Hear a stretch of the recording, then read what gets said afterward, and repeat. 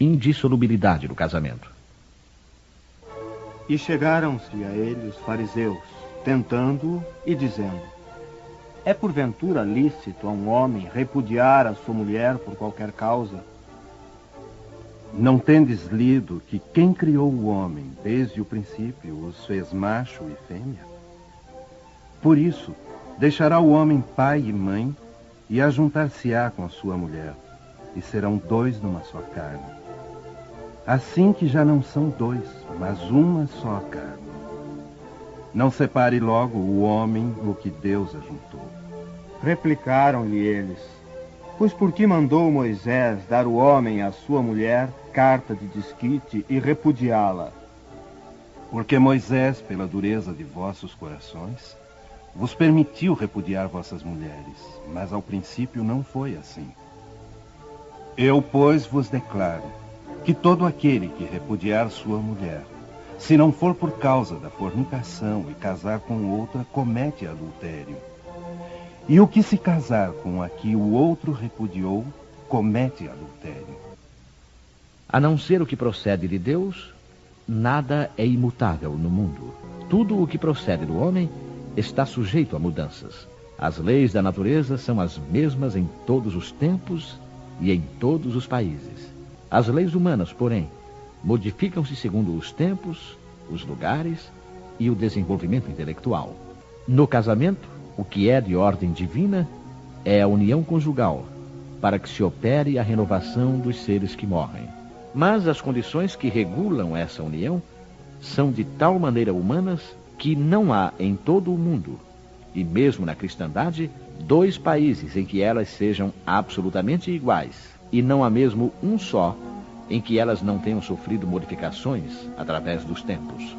Resulta desse fato que, perante a lei civil, o que é legítimo num país e em certa época, torna-se adultério noutro país e noutro tempo. Isso porque a lei civil tem por fim regular os interesses familiares. E esses interesses variam segundo os costumes e as necessidades locais. É assim, por exemplo, que em certos países o casamento religioso é o único legítimo, enquanto em outros o casamento civil é suficiente. Mas, na união conjugal, ao lado da lei divina material, comum a todos os seres vivos, existe outra lei divina, imutável como todas as leis de Deus e exclusivamente moral, que é a lei do amor. Deus quis que os seres se unissem não somente pelos laços carnais, mas também pelos da alma, a fim de que a mútua afeição dos esposos se estenda aos filhos e para que sejam dois, em vez de um, a amá-los, tratá-los e fazê-los progredir. Nas condições ordinárias do casamento, é levada em conta a lei do amor? Absolutamente. Não se consulta o sentimento mútuo de dois seres que se atraem reciprocamente, pois, na maioria das vezes, esse sentimento é rompido. O que se procura não é a satisfação do coração, mas a do orgulho, da vaidade, da cupidez. Numa palavra, todos os interesses materiais. Quando tudo corre bem, segundo esses interesses, disse que o casamento é conveniente.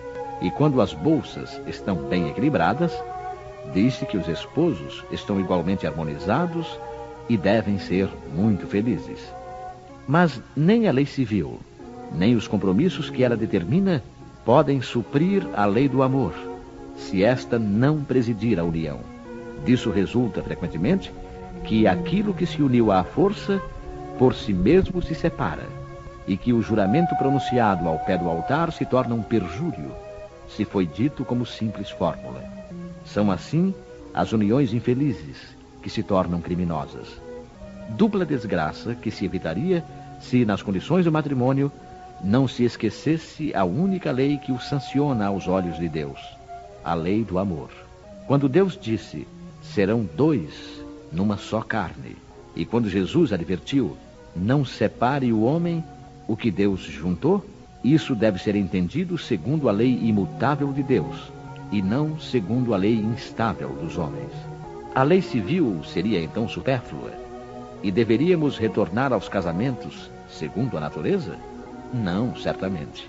porque a lei civil tem por fim regular as relações sociais e os interesses familiares, segundo as exigências da civilização. E eis porque ela é útil, necessária, mas variável. Deve ela ser previdente, porque o homem civilizado não pode viver como o selvagem. Mas nada, absolutamente, impede que ela seja um corolário da lei de Deus. Os obstáculos ao cumprimento da lei divina decorrem dos preconceitos sociais e não da lei civil.